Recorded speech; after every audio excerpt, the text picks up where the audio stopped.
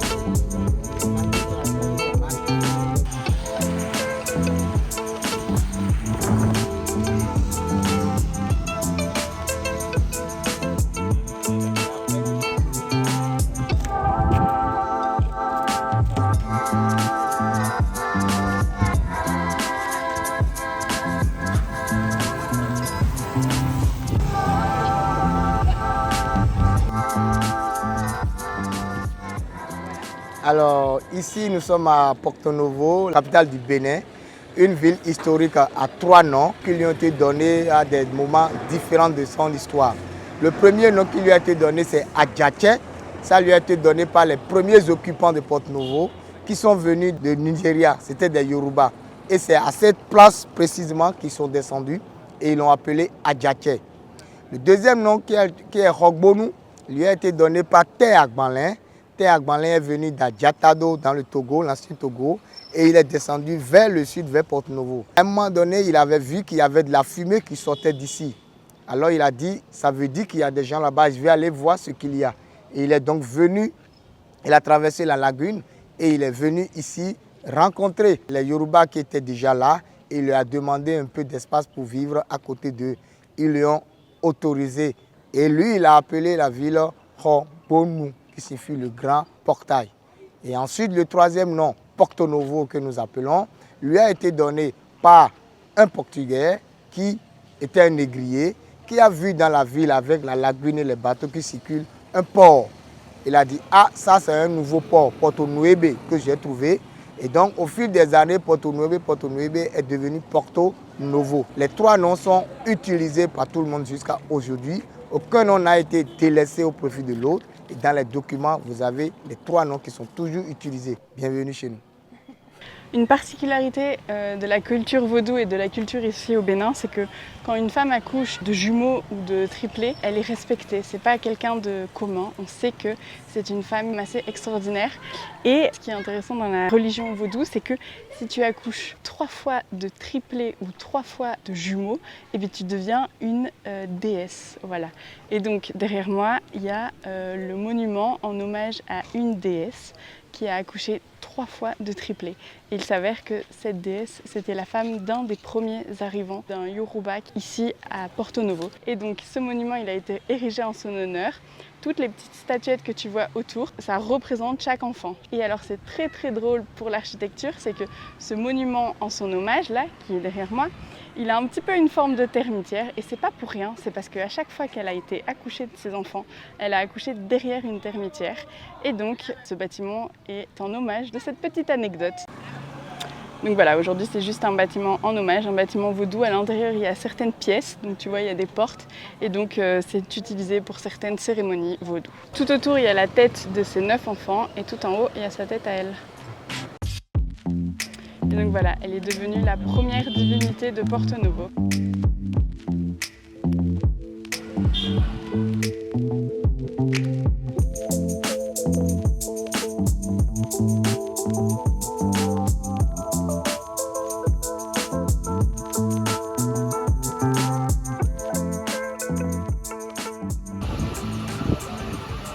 Alors on se trouve devant un des bâtiments les plus intéressants de Porto Novo. En tout cas, selon moi, c'est vraiment un bâtiment qui résume une partie de son histoire avec ce qu'on appelle les Agudas. Ce sont donc les descendants afro-brésiliens. Ce sont des esclaves qui ont été envoyés au Brésil, principalement, qui ont grandi au Brésil et puis qui à un moment ont été affranchis et qui sont revenus ici en Afrique, principalement au Bénin, au Nigeria, au Ghana. Et ils se sont installés sur la côte de ces pays. Ils sont revenus ici évidemment avec les connaissances qu'ils ont pu avoir ou qu'ils ont pu reprendre du Brésil et qu'ils ont transplanté ici au Bénin. Et donc on se retrouve avec des architectures vraiment qui n'ont rien à voir avec l'Afrique, qui sont empreintes de signification brésilienne ou en tout cas sud-américaine.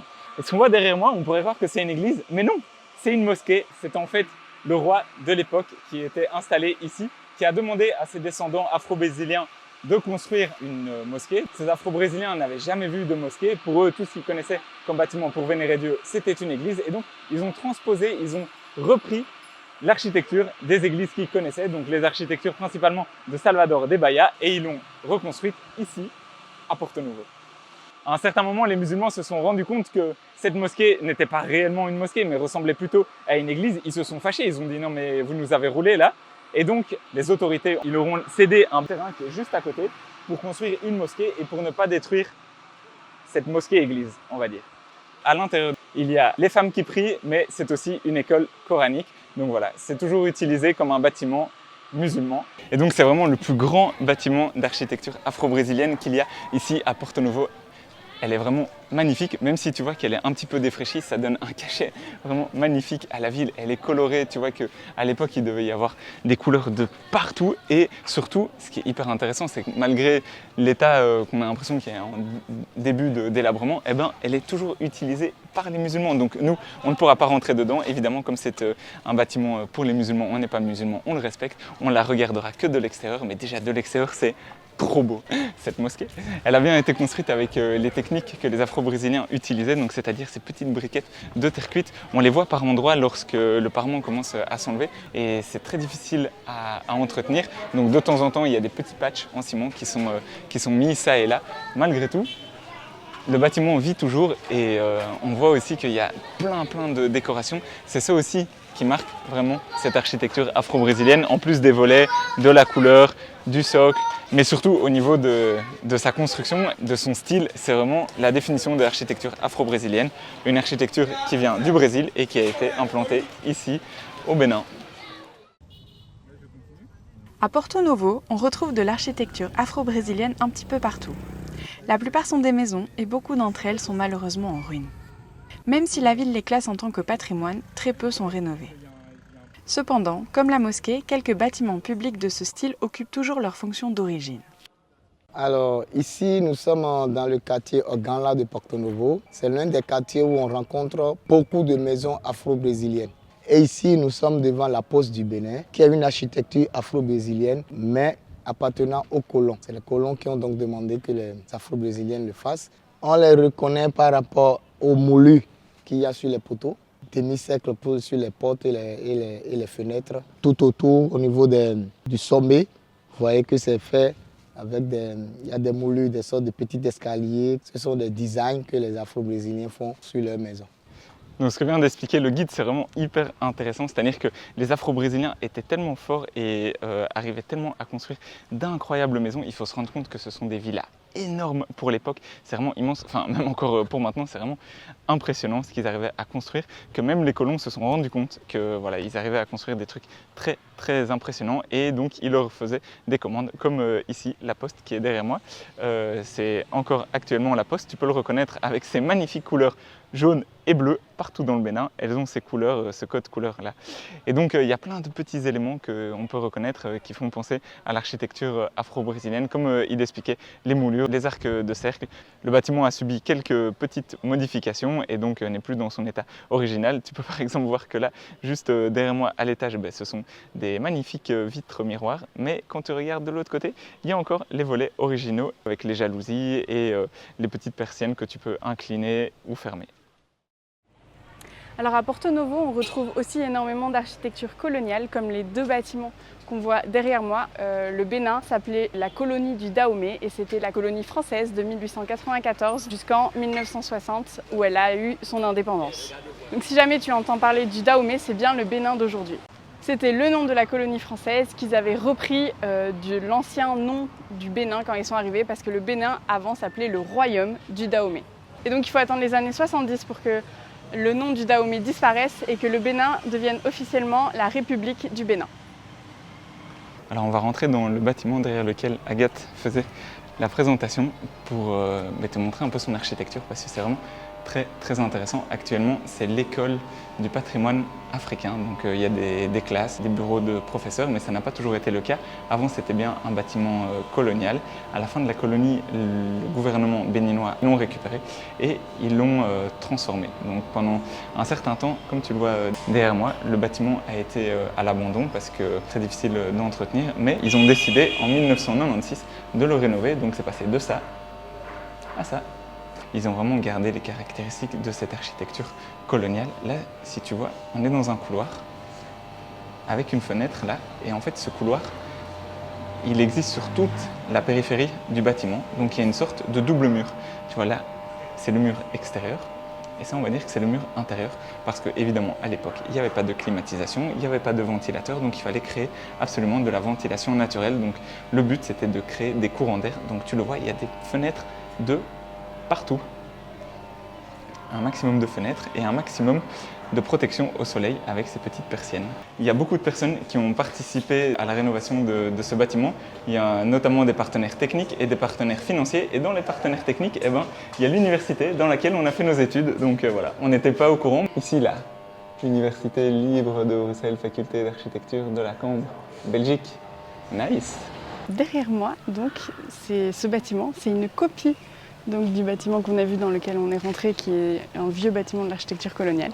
Parce que finalement, quand ils ont rénové celui-là, ils se sont rendus compte que c'était très bien de travailler à l'intérieur, que c'était très frais, que le système était pensé très intelligemment. Du coup, ils se sont dit qu'ils allaient étendre leur bâtiment en construisant sur le même modèle.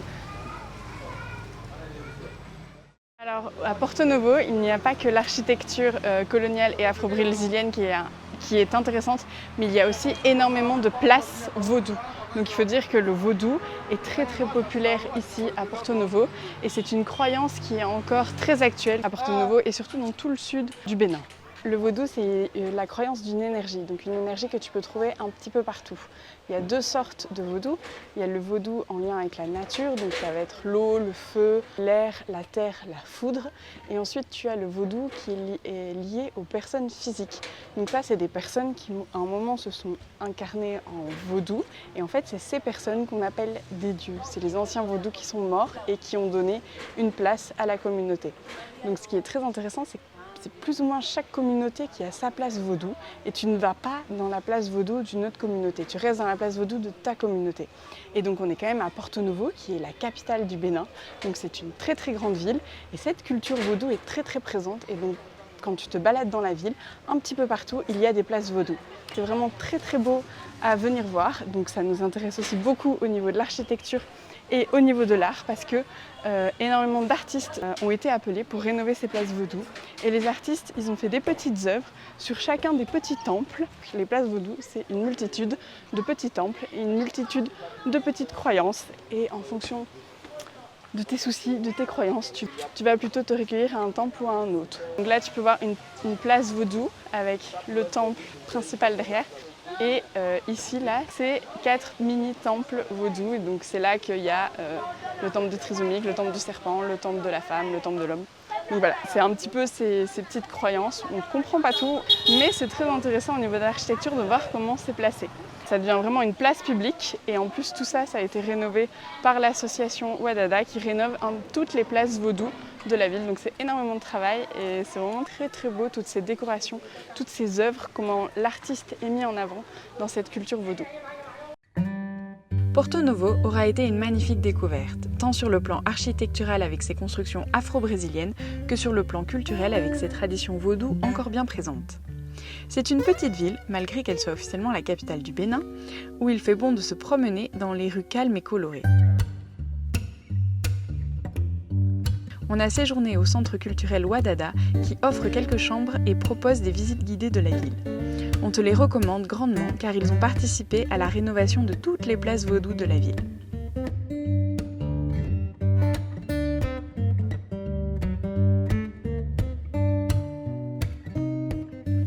Notre visite du Bénin ne s'est pas achevée à Porto Novo. Nous avons ensuite été à Bomé, au lac Aémé et à Ouida. Mais je suis tombée malade, une sorte d'ulcère à l'estomac, et on a très peu filmé. Mais en chemin, on s'est arrêté à un orphelinat situé dans le tout petit village de Oegami. C'est une amie du papa de Mathieu qui l'a monté, alors il reconnaissait les visages de certains des enfants, mais il ne les avait jamais rencontrés. C'est avec ces jolis sourires et le lien pour faire un don que l'on va finir cette vidéo.